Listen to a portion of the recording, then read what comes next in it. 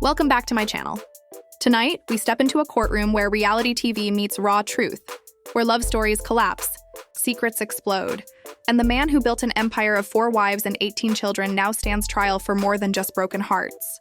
Kody Brown, once the smiling patriarch America adored, isn't walking into a set anymore. He's walking into judgment. The courtroom doors creak open. Cameras flash like lightning. The air is thick, alive with tension. The bailiff's voice booms, "All rise!" The spectators shoot up. Wooden benches groan. Even the walls seem to listen. Because this isn't an episode of Sister Wives. This is the trial that left America breathless. Kody strides forward in a navy blue suit, jaw clenched, his golden hair now streaked with gray. No camera crews, no teleprompters, just the gavel of truth waiting to strike. In front of him sit 3 women who once called him husband: Christine, Janelle, and Mary. No longer wives. No longer family, not even allies. Just plaintiffs in a war for justice, each with her own lawyer, each with her own pain. The air between them is cold, the kind of silence that follows after love dies and lawsuits begin. Then the judge enters. Judge Ellison, sharp-eyed, unflinching, known for cutting through drama like a blade through silk. She sits, raises her gavel, and the room stills. "Be seated," she says. And just like that, the trial of the decade begins. Outside, the world is watching. Fans flood live streams. Team Christine all the way. Mary deserves justice. Janelle's about to burn it all down. But inside, every breath feels like evidence. Judge Ellison begins. This hearing will address the monetary, custodial, and contractual issues surrounding the dissolution of the shared property and business agreements between Mr. Kody Brown and Miss Christine. Miss Janelle and Ms. Mary Brown. Kody nods stiffly. He's no longer a husband. He's a defendant facing the fallout of the empire he built and broke. Then Christine's lawyer rises. Amira Lawson, young, fierce, and ready for blood. She faces the judge and says, "Your Honor, what we're unraveling today is not a marriage. It's a web of manipulation, favoritism, and financial exploitation." She points to Christine. "For 27 years, my client built this family, raising children, working for the business, contributing financially to a dream she thought was shared. What she received instead was betrayal, neglect, and silence." Gasps ripple through the courtroom. Kody's lawyer, Victor Chase, a celebrity fixer, not a fighter, rises to defend. He smirks and replies, "This is not a case of heartbreak. It's a contract case. My client owes nothing. Everything she gave was voluntary." The words hit like acid. Christine sits still, jaw tight, but her silence speaks volumes. Then Amira opens her folder. Tax returns, deeds, contracts, every page with names, Christine, Janelle, Mary, every signature a reminder of the shared dream Kody turned into his own kingdom. The room erupts in murmurs. Wait, Christine's name is on the land deed? She helped pay for Robin's house. He's done. And then it happens. The bombshell that changes everything. Christine's lawyer introduces a confidential production memo, one written by Kody himself months before Christine left. In it, Kody told TLC producers, "Christine's not as involved anymore. Let's focus on Robin and me." The public adores our drama more. The courtroom freezes. Judge Ellison leans forward. "Is this document authenticated?" Amira nods.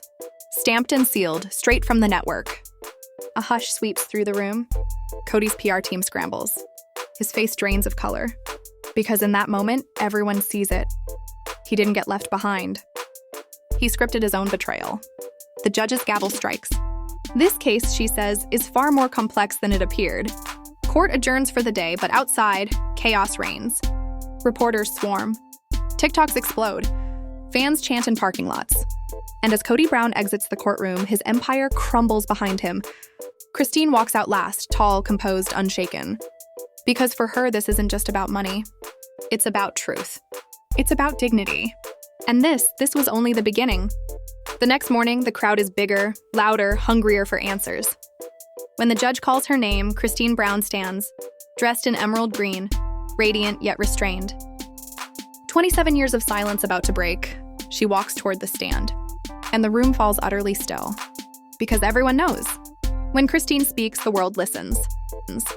The tension in the courtroom was thick enough to cut with a knife. Kody Brown refused to look at her. His shoulders were square, his gaze fixed on some invisible point ahead, as if staring down the ghosts of his own creation.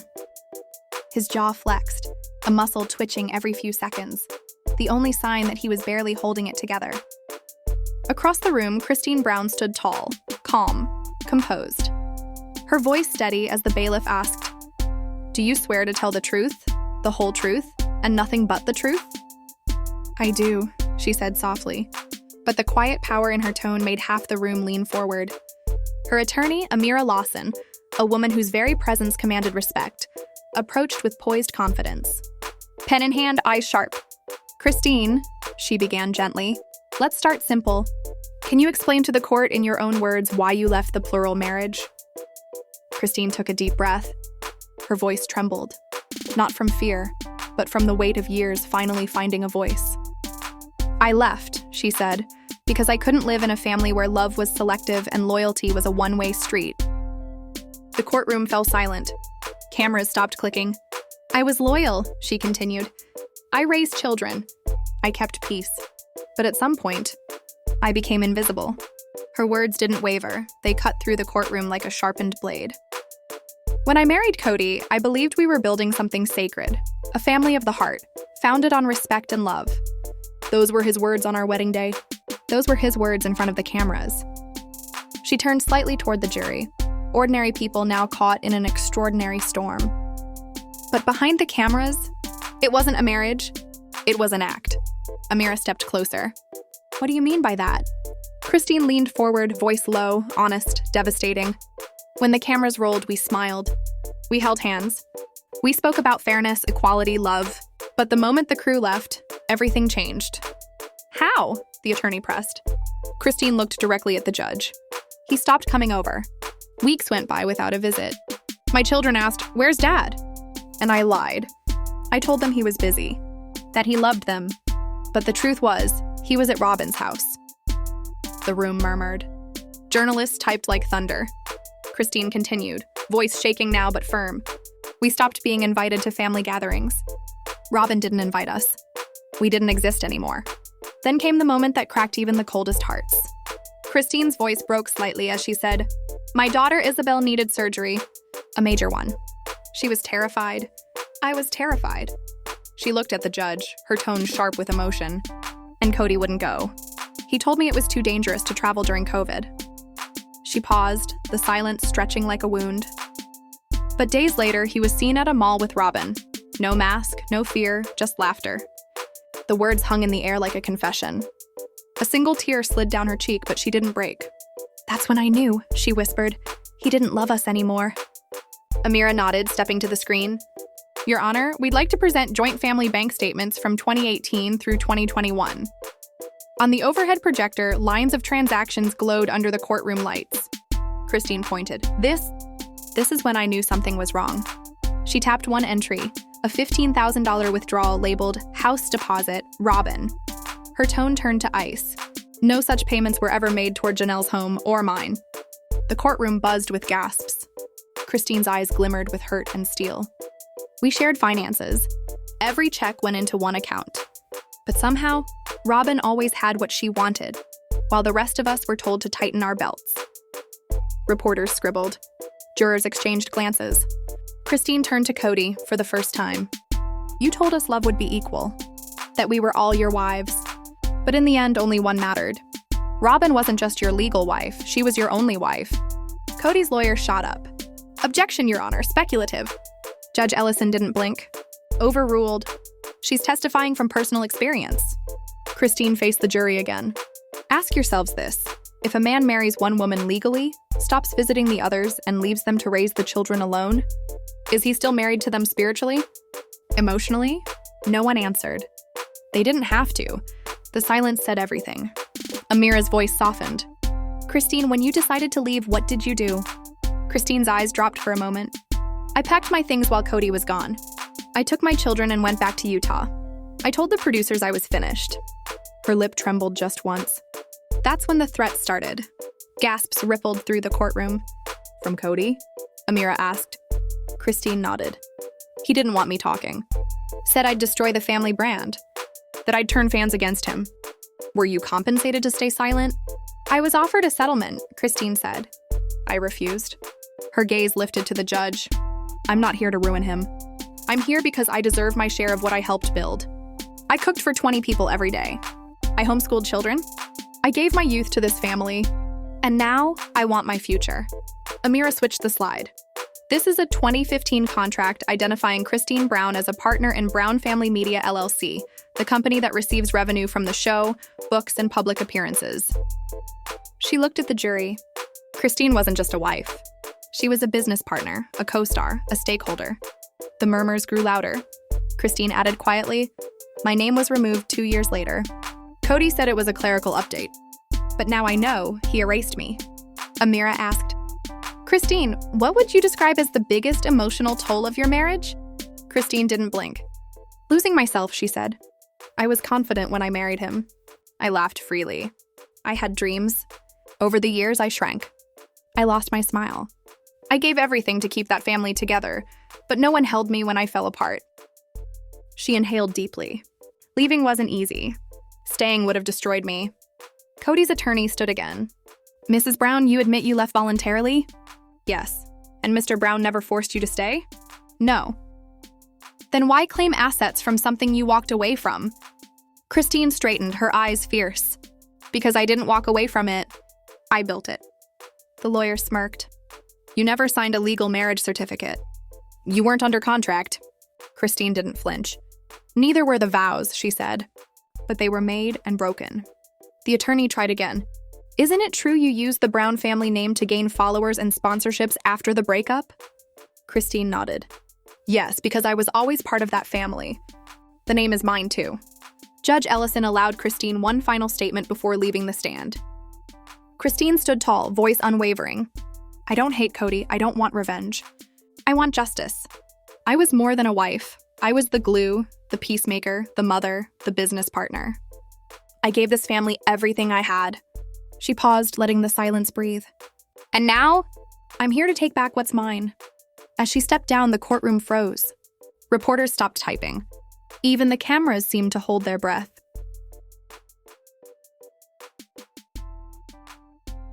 Kody's team whispered frantically, but it was too late. Because in that moment, the world had seen what the cameras never showed. The woman behind the broken smile, finally reclaiming her voice. Today's episode isn't just courtroom drama. It's history in motion. Kody Brown didn't just speak. She detonated a truth bomb that shattered everything Kody thought he could still control. The silence that followed her words wasn't peace. It was shock, disbelief, and justice finally waking up. Inside that courtroom, it felt like time had stopped. The tension was thick enough to taste. Kody's testimony wasn't polished for cameras or scripted by TLC. It was raw, unfiltered, and decades in the making. For the first time, America's so-called golden polygamist family stood stripped of its illusions. When Judge Ellison finally raised her gavel and declared, "Court is in recess until tomorrow," no one moved right away. The sound of that gavel wasn't just an adjournment.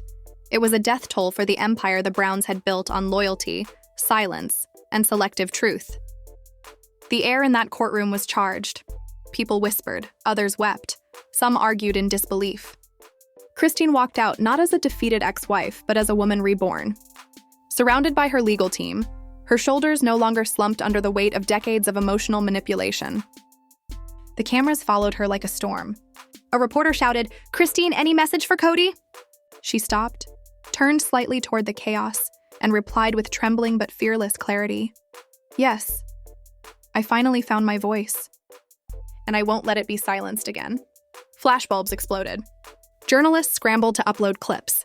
Within minutes, hashtags like #Kody wins and Our Brown Family Truth were trending across the globe. The internet roared its approval. This was no longer just a family feud. It was a public reckoning. And then, all eyes turned toward the man at the center of it all. Kody Brown, once the proud patriarch, the face of plural love, the man with the golden curls and the reality TV grin, now stood facing a very different audience. This wasn't TLC's editing room. There were no soft lights, no producers feeding him redemption lines. Just a judge, a jury, and cold, undeniable truth.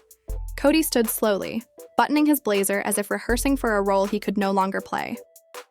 He tried to summon that old confidence, that camera-ready charm, but the energy in the room had shifted. The cheers that once followed him were gone. In their place, silence, judgment, and the faint sound of pens scribbling notes. When he took the stand, his lawyer, the ever-dramatic Victor Chase, rose and began with a gentle tone. "Mr. Brown, can you tell the court what your purpose was when you entered into a plural marriage?" Kody straightened his shoulders, his voice calm but heavy. "I did it for faith, for love, for a vision of family that could stand the test of time." He paused, glancing at Christine. "I never said I was perfect, but I tried. I really did." The courtroom stayed silent. Even the air conditioner seemed to hold its breath. Then came the unraveling. Kody tried to paint a picture of unity, of shared finances, shared love, shared purpose. But under pressure, the cracks began to show. He admitted there were no written agreements, no contracts, just trust. And that trust, he said, ultimately failed. The judge raised an eyebrow. "Mr. Brown, the court has seen LLC documents under your wives' names. Are you saying these were created without your knowledge?" Kody hesitated. "No, Your Honor. They were made when we were still together, before everything fell apart." But when asked who removed Christine's name in 2017, his composure broke. "I did," he confessed. "She wanted to focus on the kids." Christine shook her head quietly. The courtroom noticed. Her attorney, Amamira Lawson, stood, her presence sharp as a blade. "Mr. Brown," she said softly, "you told Christine, and I quote, 'I'm not attracted to you anymore. I don't consider us married.' Were those your words?" The silence was deafening. Kody blinked. "I was upset. It was a personal talk." "Personal or not," Amamira pressed. "Did you say it?" A long pause. "Yes." Every camera clicked at once. "So tell me, Mr. Brown," Amamira continued, "does telling a wife she's no longer loved align with being a good steward of a marriage?" Kody's voice faltered. Things had fallen apart. We both knew it. But the attorney wasn't done. And yet, Christine kept contributing financially, emotionally, spiritually. She worked on the show. She helped fund the trust. She bore your children. You took her silence as loyalty, and her loyalty as currency. Kody shifted uncomfortably. "I never coerced her." "But you took her money," Amamira snapped. "Her work? Her peace of mind." The audience gasped. And then came the moment that broke the internet. Christine's attorney introduced an audio recording from a 2020 family meeting. The court granted permission to play it. Kody's own voice echoed through the speakers, raw, unfiltered, devastating. "Robin is the only person who gives me respect. The rest of you, I don't even feel married to you anymore. I feel like a paycheck, a punching bag. Maybe I don't want to be married to you people at all." The silence that followed was electric. The room froze. Christine stared at the floor. Janelle wiped her eyes. Mary whispered something under her breath. Across social media, the reaction was instant. "He said that out loud?" one user wrote. "This man bullied Christine out and called it love." Hashtags exploded again. Gaslighting in 4K. Justice for Christine. Protect Janelle and Christine. Kody tried to defend himself, claiming he made executive decisions to keep the family stable. But each word dug his hole deeper. When the judge asked whether he treated all wives fairly, he broke. "I tried, but I failed." Judge Ellison's voice cut through the silence like a blade. "This court does not condemn your faith, Mr. Brown, but it does condemn your actions. So far, the record reflects a pattern of neglect, favoritism, and financial inconsistency." For once, Kody had no comeback. As the gavel came down, one chapter of the Sister Wives saga ended, and another began. Reporters swarmed outside, headlines flashing. Kody crumbles on the stand. Secret audio exposes favoritism. Jury sympathetic to Christine and Janelle. And in that moment, the man who once controlled every narrative found himself powerless against the one thing he couldn't manipulate anymore: the truth. The truth. Today's courtroom wasn't just another hearing. It was history being rewritten, emotion by emotion, confession by confession. Christine Brown didn't just speak. She detonated. Her words were the explosion everyone in that room had been holding their breath for. It felt like watching a decade of quiet endurance erupt into truth. As Christine took that stand, the air was electric. Even the lights above seemed to hum differently. Her testimony wasn't just about betrayal. It was about liberation. She spoke of years where love was conditional, of a marriage that existed only when cameras were rolling. Every sentence she uttered carried the weight of 1,000 silent nights spent wondering if she mattered at all. By the time she was done, the courtroom wasn't silent. It was stunned. Reporters froze mid-note, lawyers exchanged glances, and even Judge Ellison took a pause longer than usual before lifting her gavel. "Thank you, Mrs. Brown," she said softly before declaring, "This court will reconvene tomorrow. Witness Janelle Brown will testify next." The sound of the gavel echoed like thunder, and just like that, the room began to breathe again. People whispered, others wept, and a few, the ones who had doubted Christine, simply sat in disbelief. She walked out, flanked by her team, her chin lifted high, no longer the timid woman America once saw sitting quietly on a TLC couch. Outside, chaos. Cameras flashed. A journalist yelled, "Christine? A message for Kody?" She stopped for a moment, her eyes fierce, her voice trembling yet steady. "Yes, I finally found my voice, and I won't let it be silenced again." And just like that, a movement began. Headlines were born in real time. Christine Brown breaks silence. A family empire falls. Across social media, hashtags exploded like wildfire. "Sure Christine wins," "Brown family truth," "Sheer justice for the wives," flooding every platform from Twitter to TikTok. But inside that courtroom, one man sat in the center of it all. The man who once ruled the family like a self-proclaimed king. Kody Brown. The curls, the charm, the smile that once convinced America polygamy was paradise. Now none of it mattered, because this wasn't TLC. There were no cameras to save him, no producers to edit out the cracks. This was real, unfiltered, raw, and merciless. Kody rose slowly, buttoning his blazer like an actor trying to remember his role. His movements were rehearsed, but his eyes betrayed exhaustion. He scanned the room, searching for that familiar approval, but it was gone. No applause. No admiration. Just judgment. "Mr. Brown," his attorney Victor Chase began, "can you tell the court what your purpose was in entering a plural marriage?" Kody's voice trembled slightly. "When I married my wives, I did it in faith, in love, to build a family that stood against judgment. It wasn't for fame or fortune. It was about what we believed." He looked toward Christine, then back to the jury. "I never said I was perfect," he continued, "but I tried to be a provider, a protector, a father." But the silence that followed wasn't sympathy. It was disbelief. Then came the moment that cracked the facade wide open. Christine's attorney stepped forward. "Mr. Brown, is it true you told Christine, 'I'm not attracted to you anymore, I don't consider us married'?" The courtroom froze. Kody's jaw tensed. "Yes," he admitted quietly, "I said that." "And do you consider that the behavior of a man of faith?" He swallowed hard. "I was upset. Things were falling apart." "Falling apart?" The attorney shot back. "She still bore your name, your children, your burden. She worked, contributed, stayed silent.